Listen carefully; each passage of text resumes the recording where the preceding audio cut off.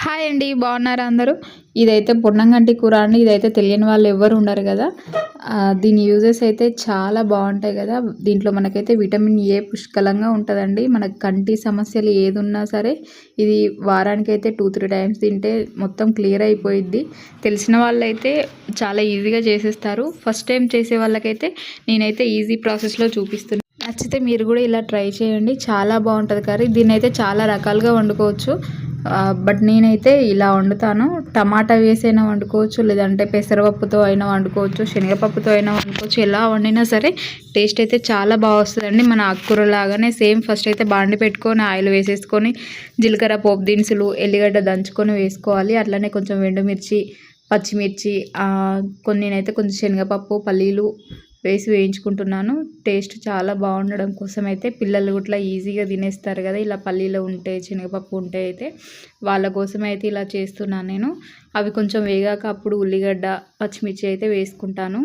నేనైతే పొన్నంగంటి కూర 2 కట్టలు తీసుకున్నానండి. చాలా ఫ్రెష్గా దొరికింది నాకైతే మార్కెట్లో. అప్పుడే వాళ్ళ పొలం నుంచి తీసుకొచ్చారంట. తెలిసిన ఉంటే తీసుకొని వచ్చాను నేను. అలా ఫ్రెష్ది అయితే చాలా మంచిది మనకి. దీంట్లో ఏంటంటే మనం కాడలు యూజ్ చేయము, ఓన్లీ ఆకులే తెంపుకుంటాం కదా. ఆ కాడల్ని తీసుకెళ్ళి బయట మనకి మట్టి అట్లా ఏమన్నా ఉంటే అందులో పెట్టేస్తే మళ్ళీ చెట్లలాగా 1 వీక్ లోపు మనకి మళ్ళీ ఆకుకూర అయితే రెడీ అయిపోతుందండి మనకి. అలా వీక్లీ 2-3 టైమ్స్ అయితే తెంపుకొని మనం మనకి నచ్చినట్టుగా ఒకేసారి ఒకలాగా కాకుండా అదొక స్టైల్ మనం రెడీ చేసుకొని అయితే వండుకోవచ్చు. మన ఇంట్లో ఎట్లా ఇష్టపడతారో అట్లయితే చేసుకోవచ్చు అండి. నేనైతే కర్రీ ప్రిపేర్ చేస్తున్నాను చూసారా. ఇవన్నీ వేగాక అప్పుడు కొంచెం పసుపు, అల్లం వెల్లుల్లి వేసుకొని అప్పుడు ఆకుకూర వేసుకోవాలండి. ఆకుకూర కూడా కొంచెం వేగాక అప్పుడు కారం, ఉప్పు, ధనియాల పొడి, మనకి నచ్చిన మసాలా ఐటమ్స్ ఏమన్నా ఉంటే అవి వేసుకోవచ్చండి. అయితే సింపుల్గా వేస్తున్నాను, అంత హెవీగా వేయట్లేను. పిల్లలు తింటారు కదా, మళ్ళీ అరక్కపోతే ఇబ్బంది పడతామని చెప్పేసి. ఈ కర్రీ తినడం వల్ల అయితే కంటి సమస్యలు అయితే చాలా వరకు దూరం అయిపోతాయండి. వీలైతే మీరు కూడా ఒకసారి ట్రై చేయండి. చూసారా ఎంత ఫ్రెష్గా ఉందో. కడిగేసి ఆరబెట్టుకున్నాను ఇంతసేపు నేను.